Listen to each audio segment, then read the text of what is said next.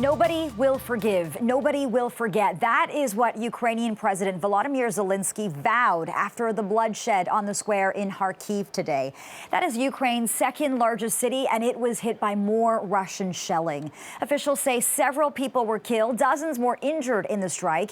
In Kyiv, the nation's capital, officials are describing a barbaric rocket attack on a TV tower located near a sacred Holocaust memorial site.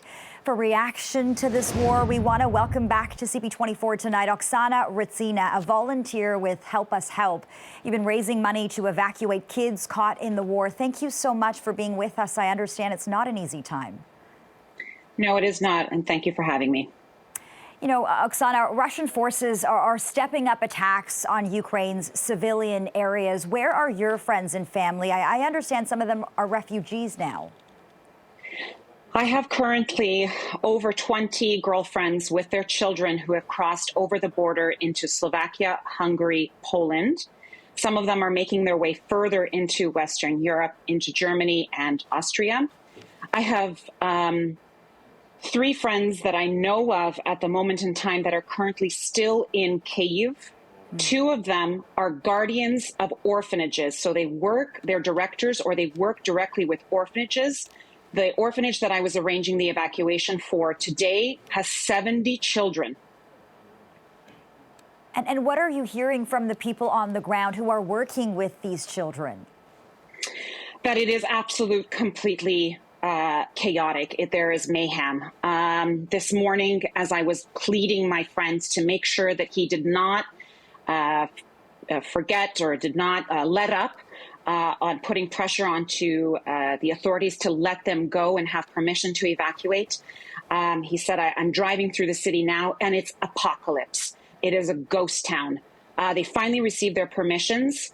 And I wired him $2,000 to make sure that all 70 children had food and shelter taken care of upon arrival in Western Ukraine. And it is insane.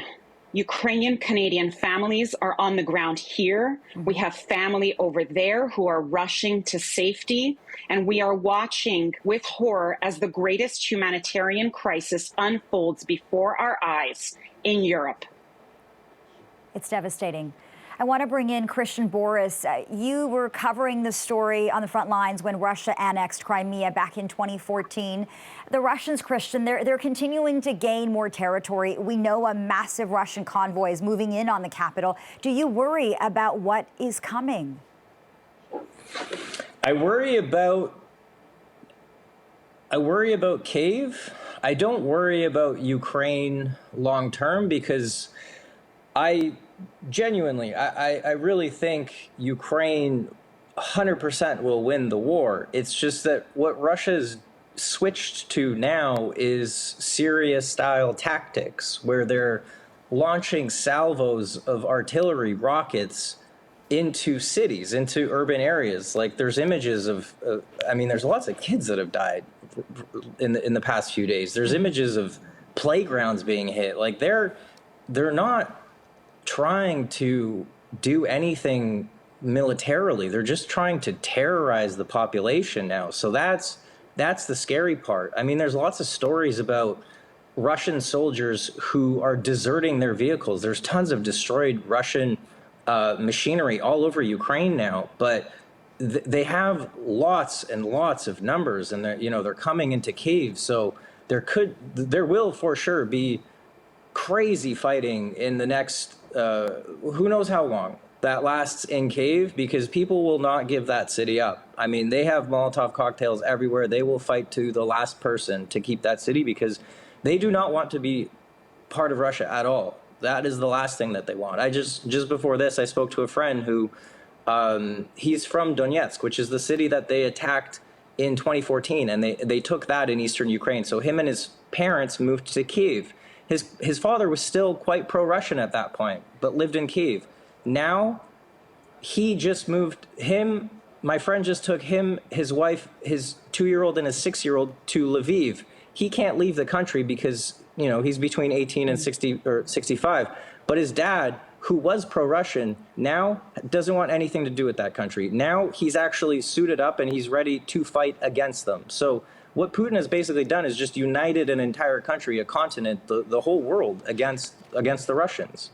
Ukrainians are fighting. There's no doubt about that. Christian, you talked about Putin's tactics, so I want to pick up on that for a moment.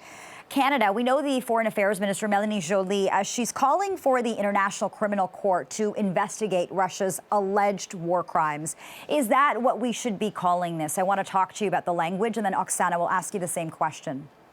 No, you can't say alleged because there's videos. Like, they killed a 6-year-old child in an ambulance. I mean, it's insane what they've done. And the language needs to change, because when I was there in 2014 to 2018, the thing that angered me the most was having to remain neutral in the language and pretend that there wasn't this war going on when everybody knew what it actually was. And obviously we see what it was the whole time, right?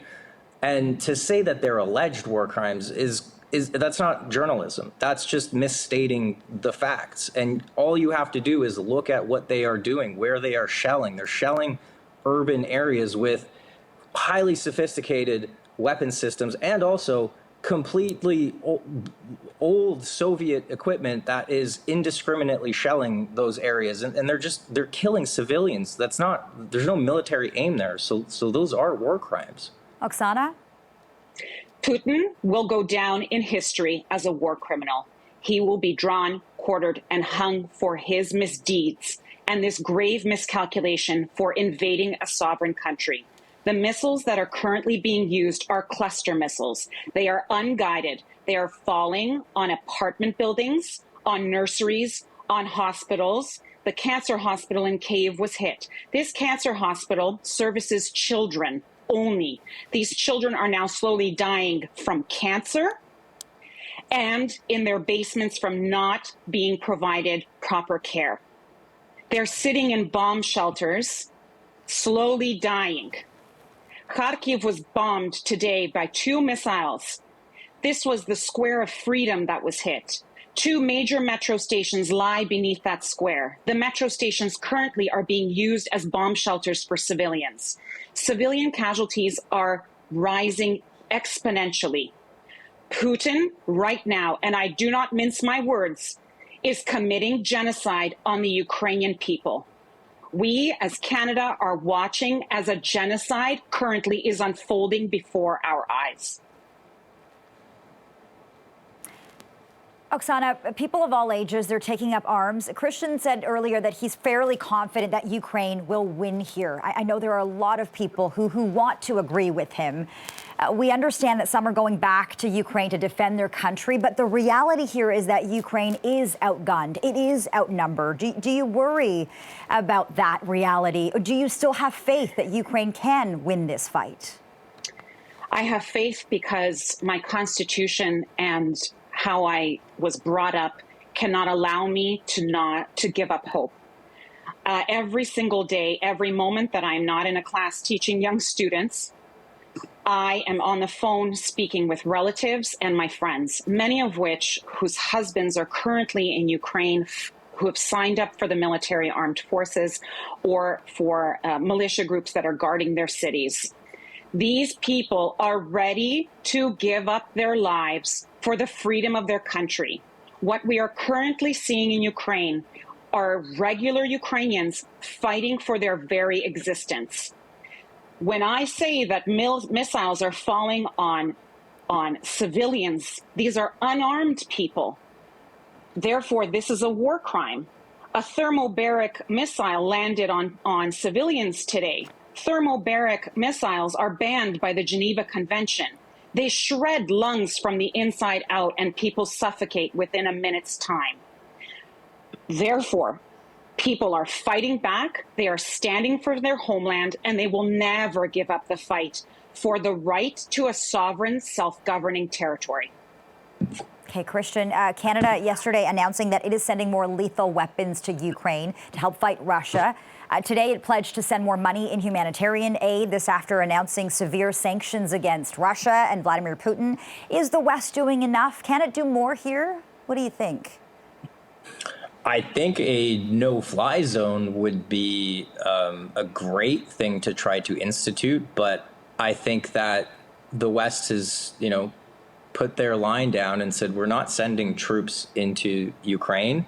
However, there are a lot of very highly trained Westerners and foreigners who are going to Ukraine and who will fight. And I mean, I don't think Ukraine needs foreign troops to fight its battles, but it definitely needs as much defensive weapons support as it can get. There's talk of these jets.